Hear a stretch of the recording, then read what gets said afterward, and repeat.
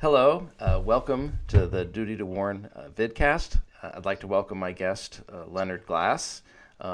Dr. Glass is an associate professor of psychiatry at Harvard Medical School, a senior attending psychiatrist at McLean Hospital. He is past president of the Boston Psychoanalytic Society and Institute, and up until April 7th, 2017, he was a distinguished life fellow of the American Psychiatric Association. Now, my understanding is that usually when someone's a life fellow, they're a fellow for life. So could you tell us the story of what happened on April 7th, 2017? Sure. Well, I have to start you with a bit of the background, and thanks for that introduction, John. So in February, a group of us wrote a letter to the New York Times criticizing the Goldwater rule. I'm not sure how much background on the Goldwater rule is needed here. What would you say? I think most of our listeners are familiar with it.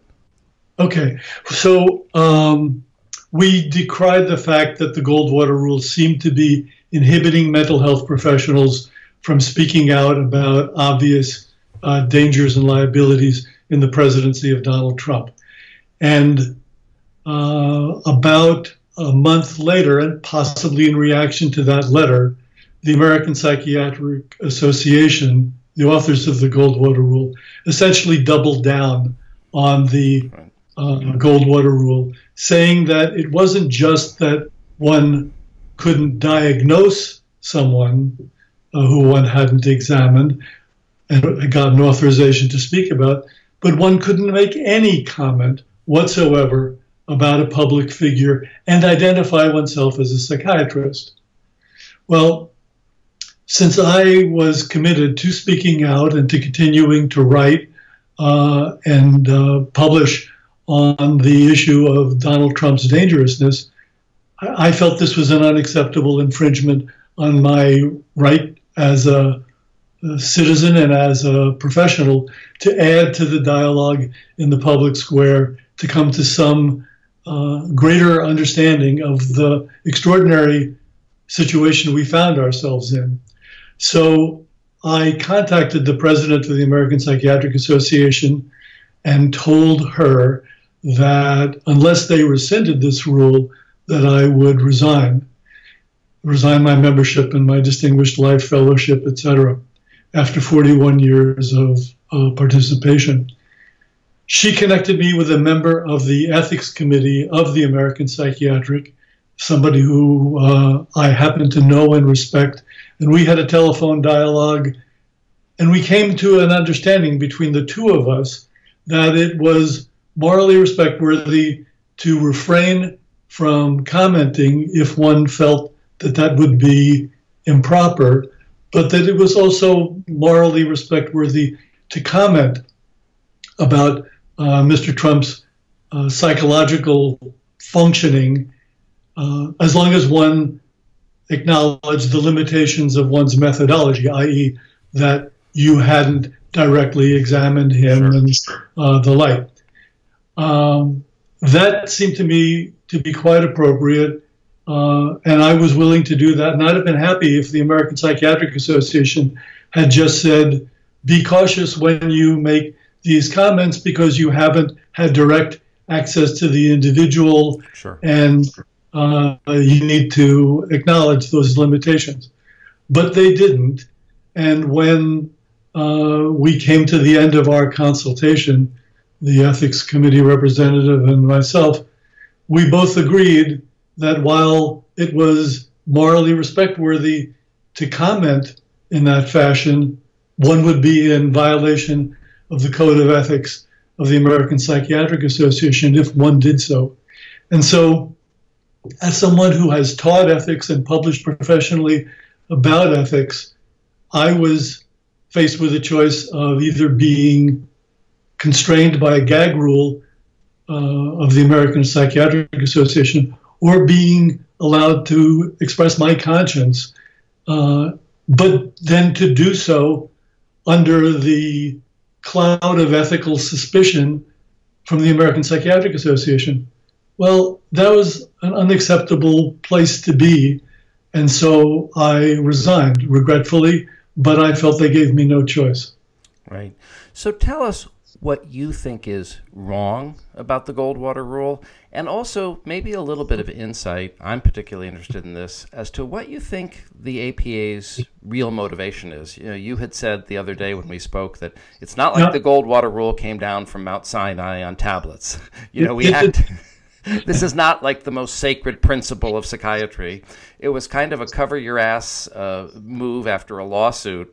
I think we do have to keep that historical context in mind. Yeah, I think that's very important. And I think if one understands the sense of vulnerability and exposure that mental health professionals in general may feel about whether their professional work is viewed as scientific and respect-worthy, one can understand a kind of sense of guild vulnerability and the need to protect the guild from the good-natured belittling that one experiences in the New Yorker's cartoons and the more harsh, dismissive, and acid criticisms that come from other quarters. Yeah.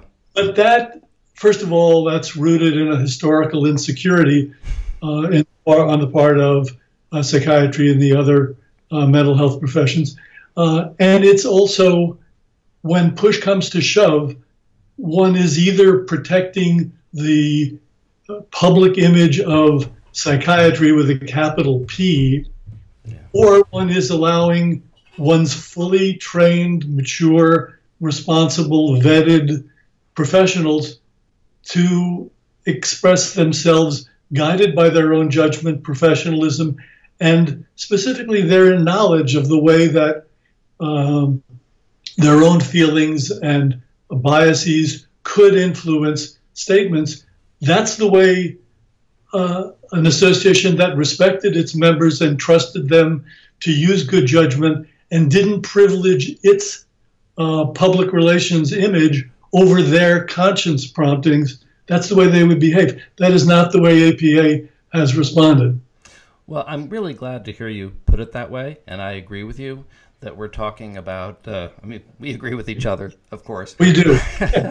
That's why I'm interviewing you. But I appreciate the way you articulated it and called a spade, because very few people have come out and said this. Even those who have disagreed with the Goldwater rule, very few people have taken the next step of analyzing where the American Psychiatric Association is coming from in terms of their motivations.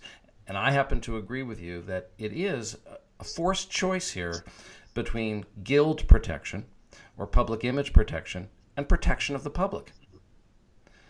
Right. Well, the protection of the public could be significantly enhanced by the addition of psychiatric expertise to a confusing national situation. I mean, you have a man who proclaims that he is going to win all the time, a man who belittles and demeans people who disagree with him, who has no tolerance for divergent points of view, who's impulsive, vengeful, lacks empathy, doesn't seem to be able to reflect upon alternatives, and doesn't seem to be able to learn from the mistakes that arise from that. So he presents an overly confident, overly powerful demeanor, and some people, particularly people who have not necessarily studied psychology in depth, or who are just yearning for a powerful ally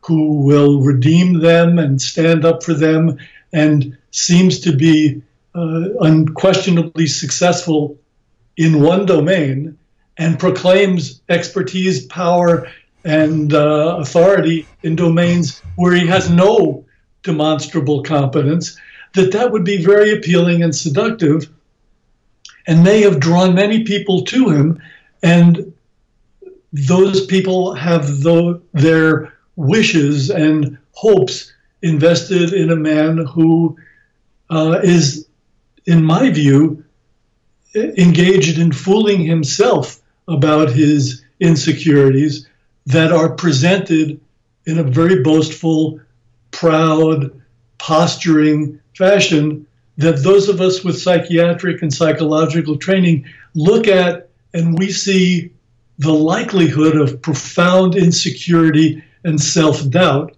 which is the opposite of what's presented, and yet it can draw people in if they so desperately want a powerful leader to reverse their fortunes and ally themselves with him and be taken in that fashion. Well, you also put your finger on what I think is one of the contradictions of the way the Goldwater Rule has been described. One is that we have this powerful expertise that we shouldn't be misusing in the making pronouncements about public figures. And the opposite argument has also been mounted. All this is so obvious, who needs a psychiatrist to point out that this person is boastful and disagreeable and aggressive, etc. But I think you were making a good case for the fact that, yes, all of our training and our experience is worth something, that it does give us a window of insight into the mental functioning of this person that a layman may not have. Maybe you could say more about that. Sure. Well, you make a good point, and of course I'm in agreement with it. I think the gist of it is there's a sense that a man who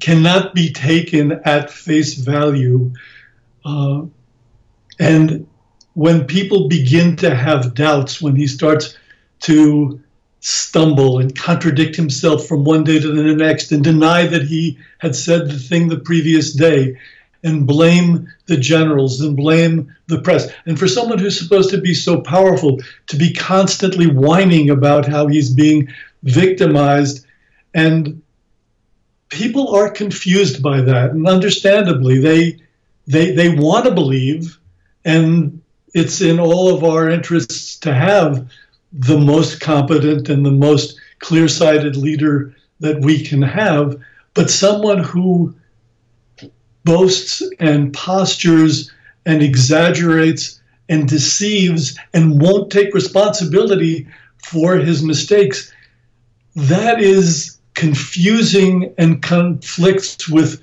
the idea that he is who he says he is. And I think you hit on an important irony, the flip side of which is if the American Psychiatric Association is so protective of its reputation, but then says that psychiatrists can't enter the discussion and fulfill another explicit ethical obligation of physicians to share knowledge with the public and help inform people's understanding of complicated matters, it's just self-defeating to, on the one hand, say that we need to be protected, and on the other hand, to assert that our expertise has no place in a public discourse where psychologically complicated and confusing material is presented to the public every day, and we have to rely on people without psychological training to make sense of it when we have a battery of people with so much experience and expertise and the capacity to help make sense out of what seems terribly confusing and far from obvious, except to people who have either studied this or have enough understanding of the seeming paradox of profound self-doubt presenting as overconfidence and enormous strength and certainty. These are uncertain times. He's faced with crises. If he won't listen to contrary points of view, but just attack people who differ with his preferred point of view, we don't have a reliable, predictable, strong, wise leader. We have a man of enormous impulsivity, poor judgment, self-delusion, with his hands on the nuclear codes and the other levers of power in the most powerful country on earth. No, I think that's very well put. You really are articulating the danger very well and the role that we could or should be playing. As a psychoanalyst, I think you'll appreciate this. We know that oftentimes we bring about the very thing we fear, right? That's a psychoanalytic principle, right? If you have this fear of something, you bring it about. I think the American Psychiatric Association is bringing about the very thing it fears. That if they're afraid of being diminished or embarrassed, couldn't we argue that they're diminishing themselves by saying they have nothing to offer the world in terms of this discourse about understanding what our world leaders are doing? And also, if they're concerned about being ethically diminished, in some ways we could liken their behavior to the behavior of the German Psychiatric Association in the 1930s, who said nothing about the rise of Hitler.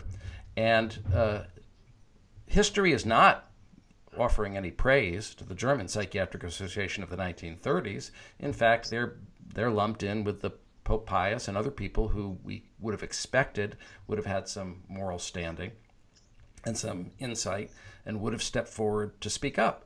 So in some ways, I think you could make the argument, or I'll ask you if you want to make the argument or how you would put it, that in some ways the APA is actually doing the opposite of what it's trying to accomplish, that it's diminishing itself in a way, or diminishing the profession. Yeah, no, I totally agree, and it's ironic that in the name of shielding the profession from disgracing itself, it's cloistering its members and forbidding them to speak. It's possible that the American Psychiatric Association not only is concerned about the Goldwater fiasco from the 60s and 70s, but also the problems with Soviet psychiatry, where psychiatry became a tool of oppression and was used in a malignant way. And that's a legitimate concern. I don't think that the risk here is comparable. I think we have a vibrant press, and we have a judicial system. And within the judicial system, frequently psychiatrists and psychologists are called in to shed light for the judge and for the jury on things that they don't deal with every day and they don't so readily understand. And yes, there are sometimes conflicting experts on different sides, and that tends to diminish the appearance of expertise. But I think if you have faith in the sophistication and self-restraint and self-awareness of members who deal with their own feelings that get stirred up in doing their daily work and who are trained to deal with those feelings, then you allow them the dignity to speak up. In reality, the American Psychiatric Association is doing the opposite of protecting itself. It's cloistering and stifling its members, gagging them for fear that they will disgrace themselves. If I could offer an example of John, if the quarterback of a famous football team sustained an injury in a game thousands of miles away from where he customarily played, and an orthopedist appeared on the evening news and was asked to comment on the likely extent of the injury. That is such a commonplace that ordinarily the orthopedist doesn't even say, well, of course you understand I haven't examined him and I haven't looked at the x-ray studies and so forth. That's sort of understood. Wouldn't hurt to say that, but it's become such a commonplace that it's understood. Nobody would think, oh my God, the reputation of the American Orthopedic Society is in tatters because this person offered an opinion. That opinion that is offered isn't a clinical opinion that's then going to be used for a treatment plan. No, it's the doctors at the bedside who have examined the patient and have looked at the x-ray studies who will make that kind of professional opinion. But the opinion of a professional to inform and enlighten the public, that's applicable whether you're talking about quarterback's ankle or a menu for a large gathering of friends, or who ought to lead the American Kennel Association. I mean, it's not a clinical opinion, and it's generally understood that you're hearing from an investment expert, a caterer, or someone else, not someone who has taken medical, psychological responsibility for the care of a person. Donald Trump is not our patient. He is our president. And as the president, we have a responsibility to add our expertise to the discussion.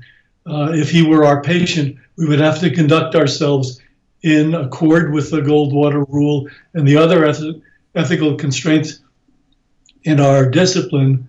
But he isn't our patient. He's our president. And if we're silent, we are complicit with whatever happens that could have been modified or prevented if we found voice for our convictions. Well, that's very powerfully put. And, you make a good point. This is aberrant and different from every other profession, right? Legal experts, there's talking heads on MSNBC and what have you who are giving legal opinions. They're not saying Donald Trump's not my client. I haven't had a conference with him. They're giving an opinion about the law. And yet there's been a vacuum in the discussion of Donald Trump's mental health. If you want to hear about Donald Trump's mental health, you got to watch Morning Joe, as I did yesterday. Right. And they came up with 12 synonyms for crazy yesterday on Morning Joe. He's unhinged. He's not well. He's crazy. He's, but there are colloquial terms for mentally ill being offered by people who, of course, would admit they're not qualified. So what we've created is a situation where only the unqualified are allowed to render a professional opinion. Right. And excuse me for interrupting, but no, that's right. It's true. I mean, in the past, the Goldwater Rule served to prevent unwarranted speculation about the unobservable inner life of a person.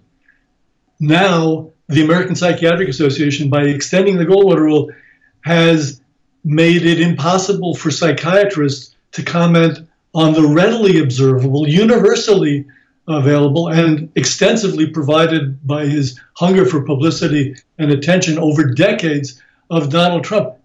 You can't comment on what everybody else can see. And as you point out, everyone else feels free to comment without license and also without the expertise, experience, training, and the presumed self-restraint that comes with professional training. Right, right.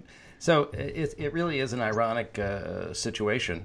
Actually, you put your finger on another aspect of the Goldwater Rule that I think is intellectually and clinically indefensible, never mind morally or ethically, which is that during the original debacle with Goldwater, it was pre-DSM. And so the kind of speculative comments that the psychiatrists were making were, forgive me, but psychoanalytic speculations that do infer a certain internal process that we have to be witness to in a clinical situation, so that he was scarred by his potty training, one analyst wrote, or he was fixated at the Oedipal stage. Well, these are obviously constructs which some people believe exist, some people don't, but in either case are not observable through behavior. They're observable in the office where you hear the free associations of the client, etc. Yeah, but I wouldn't say that they're observable. It's possible to infer them. They're inferable. From clinical information. Right. We can't go back to potty training, and we certainly, as you're getting to, we don't rely on those kinds of suppositions and theoretical formulations when we have much more concrete, observable, and valid demonstrations of patterns of behavior that, when put together, particularly by an experienced observer, are recognizable as a personality style, a character formation, and that is relatively durable over the course of time it's very difficult to change that, even with expert treatment. It's easy to diagnose it when you see someone who demonstrates a pattern of repeated behavior of a particular time in a constellation that we've seen so many times in our office. And this, I think, is an important addition, which we know leads to predictable repetitions of that behavior with compromised capacity to deal appropriately and accurately with the reality that they're around.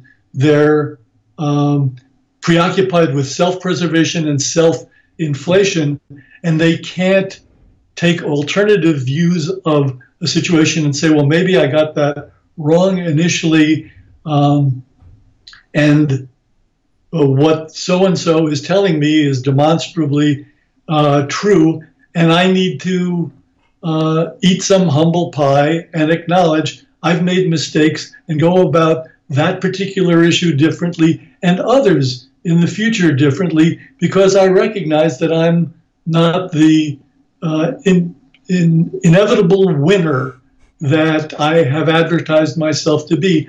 I pull my pants on one leg at a time like everybody else, and so I've got to make the best of the most expert minds that I have around, draw on them, and then reflect on the information and come up with sound and reliable judgments that are my best call. They're still not guaranteed, but they are informed, and they're not an impulsive reaction to something that irks him and that he feels he must destroy in order to regain his sense of composure and self-worth. Yes, and just to put a fine, you express the danger very well, but just to put a fine point on the DSM issue, because I think a lot of I'm losing the audio here, John. You're losing the audio? Oh, yeah, now, okay, keep going. Okay. I've got it. That what a lot of people don't understand, and our mutual colleague Bob Spitzer, who started the DSM, will be the first to tell you that his aim in starting the DSM was to develop operational, observable diagnostic criteria for every disorder so that we didn't have to use inferred concepts that might be theoretically specific to one orientation, but that these would be observable behaviors. So, for example, in asking, does Donald Trump show signs of antisocial personality disorder? Well, what I'm sorry, John. John, you're coming in and out on the audio, and I've got it pumped up as far as I can, and then I don't know what it is, but... Can you hear me a little better now if I turn my mic up? Definitely can, yes. Okay, let me do that. Sorry about that. So in asking, is Donald Trump potentially antisocial, what are the diagnostic criteria? Lying. You know, that's one of the main criteria. Well, we have it documented by the Washington Post and Politico and PolitiFact that this is the most prodigious liar, perhaps, and, you know, he won the Guinness Book of World Records for lying. He lies every 3 minutes and 15 seconds. So this is observable behavior. It's verifiable behavior. And so I've had to answer this question so many times in interviews. How can you know? How can you really know? I don't know, because it's a documented fact. That's how I know. I know he's a liar because it's been documented. And people don't appreciate that with the DSM, we have these clear behavioral criteria. Does he have a pattern of exploiting others and violating the rights of others? Well, I think if you're a serial sexual assaulter, then you have a pattern of violating the rights of others. If you don't pay your workmen, you have a pattern of violating the rights of others. This isn't subtle X-rays that we're interpreting here. This is a very gross signs of behavior that are very observable and verifiable. And I think people don't understand that about diagnosis in the 21st century. Right. Okay. So you and I may have a bit of a difference here, because while I'm not in disagreement with any of your observations, I would refrain from taking them to a specific diagnosis. And I would do that for two reasons. First of all, I do believe that diagnosing requires a higher degree of certainty than the recognition of impairment. Somebody said, you know, if you see somebody coughing, hacking, and sneezing, you know they're sick. You may not know whether they have pneumonia or emphysema. So just to use a gross example. The second reason is more strategic than scientific, and that's that I think we get ourselves into hot water and become more vulnerable to criticism and accusations of psychiatric name calling when we put specific labels on. And so if one person says sociopathy and the other person says paranoid personality and the third person says this is a clear narcissistic personality disorder, I think that confuses the central conclusion that the man is psychologically impaired and unfit to serve as president. Which particular diagnosis one would put one's money on and what is the best treatment for that? None of those, by the way, are particularly susceptible to psychiatric intervention.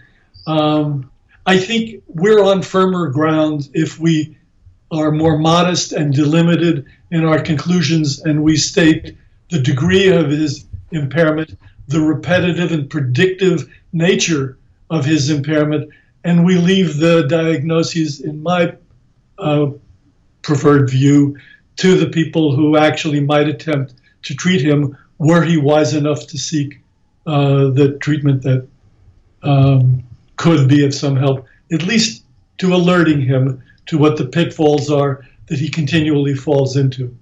No, I totally understand and respect your position. I do just want to jump in, though, and say that I think it's actually all of the above. You mentioned 3 diagnoses in your differential diagnosis. And I think as a malignant narcissist, which is what I have labeled him as, malignant narcissism involves narcissism, antisocial, and paranoid personality disorder. So it's the triple crown of personality disorders. He meets all 3 criteria, is what I would argue. But I understand where you're coming from. Let me ask the question a different way then.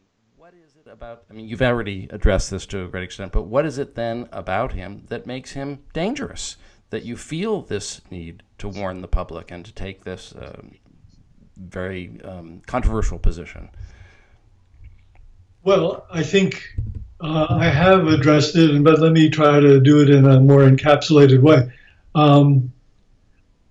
In order to be an effective leader of the most powerful country in the world, one has to realize that one's task is enormous and exceeds one's gut understanding of things, that one has to rely on people who've spent their lives studying particular areas of foreign relations or economics or labor law, and rely on good people. And I think, honestly, that was the belief that many of the people who voted for him had, is that, yeah, he's kind of talking through his hat, but he'll have good people and he'll rely on them. Well, you know, he had a person of integrity in James Comey, and we saw how he handled that. And he doesn't leave himself open to learning new information in a way that doesn't force that information to fit into the Procrustean bed of what he already knows, quote unquote, knows and believes in his gut.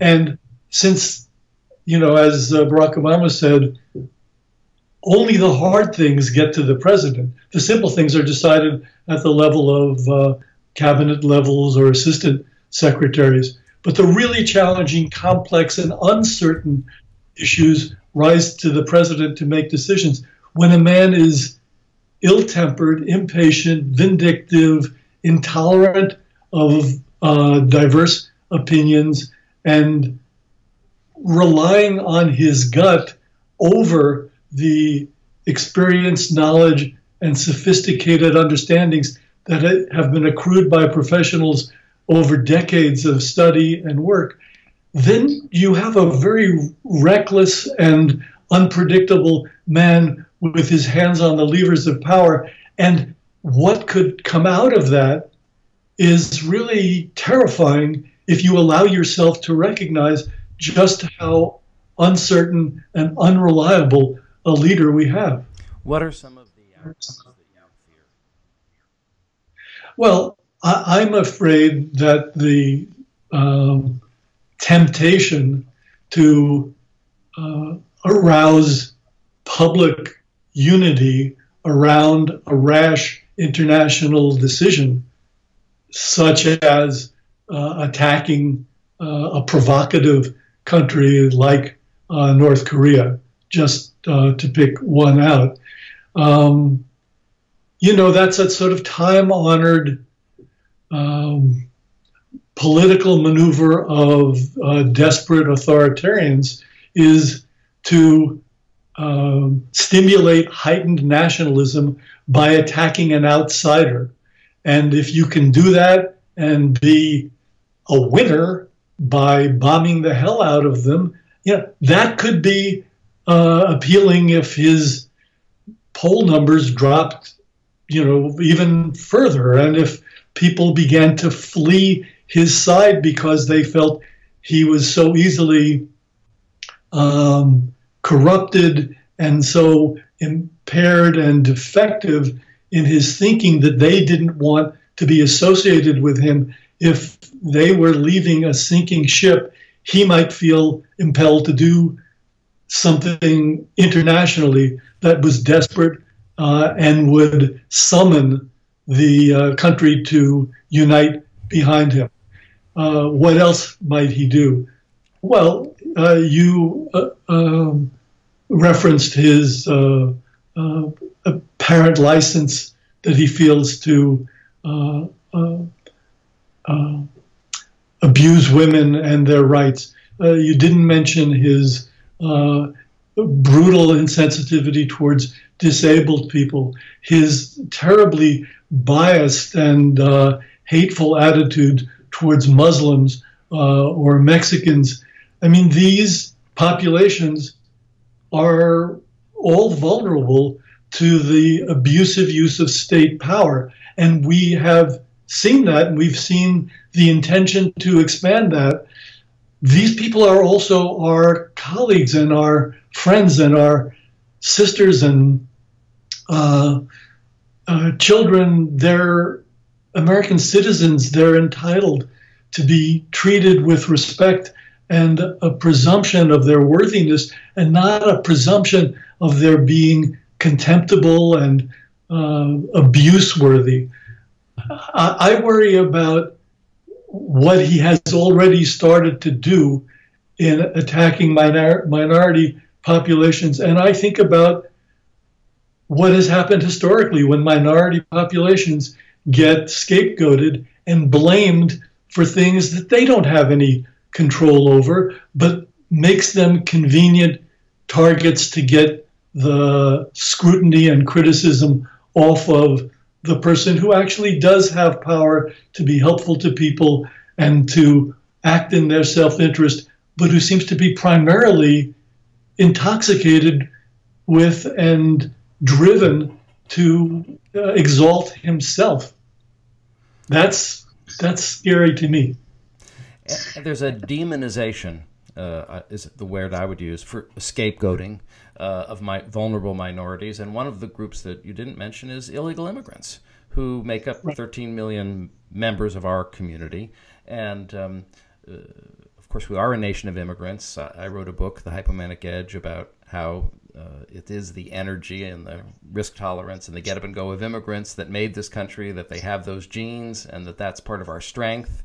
It's one of our, we know economically immigrants actually stimulate the economy.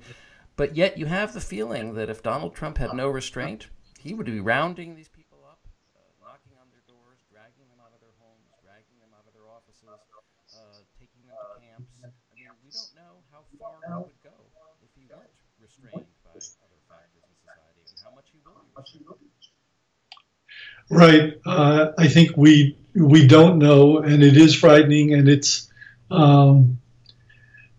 something that we can begin to see taking shape with a travel ban and um, the illegality of it and the demeaning of the judicial system and the intolerance for divergence. I mean, what you're talking about in a way is how we are strengthened by the multiplicity of views and backgrounds and perspectives that have enriched our country and informed our diets and our understanding of the world around us. And if you want to be isolative and demeaning of people with different backgrounds, not only are you impoverishing your understanding, but you're weakening the country because you're not accessing the strength, vitality, enthusiasm, and the joy that people who have come from places without our traditional liberties and come here seeking that and exult in it and flourish in it. Well, you know, you're essentially weakening the country that you claim to be trying to make great again. And, you know, you mentioned Soviet psychiatry. The difference between the Soviet abuse of psychiatry and what we're trying to do is that the Soviets were using the power of the state. The state Right. was using psychiatry as an excuse to oppress people or to silence people or imprison people who were dissenting. And yet part of the concern that you're expressing is exactly that power of the state to impose on people who are vulnerable. So it's really the opposite of what we're talking about. We're talking about protecting people from abuses by the state, and that's the opposite of Soviet psychiatry. Well, that's quite right. It is the opposite. And, you know, while I don't want to overstate the case, I think you made the point well earlier that enforcing silence from people who are calling out obvious impairment in leadership winds up making the profession, to the extent that people are going to be bound by that gag rule, silently complicit in whatever happens. And that is quite the opposite of what we would have hoped the Russian psychiatrists or the German psychiatrists, and what we hope now that the American psychiatrists and American psychologists and mental health professionals more broadly will do. That is the opposite of the shameful, either active, complicit behavior with the Soviet government or the silent, complicit behavior of German psychiatrists. Well, I'm very grateful, Dr. Glass, that you have not been silent. And despite your... I'm grateful for your activism, John. And despite your very, very impressive credentials, I think quitting the APA is the line that I'm the most impressed with. I'm sorry, I missed the very last part of what you said. Sorry, I'll repeat it. I said, despite your very impressive list of credentials, the item on the list I'm most impressed with is you're quitting the APA. Well, I wish I didn't have to, but I'm glad that having to, that I did it, and I hope that others will learn from it, and maybe the APA will make it possible for people that they have gagged to speak out and possibly even join the broader community of mental health professionals in identifying the problem that we're all grappling with, whether or not we give voice to it. Thanks, John. Thank you, and you've really led the way, and I'm very appreciative. Thank you for coming on today and talking to me. Thank you. Thank you. All right, take care. Bye-bye.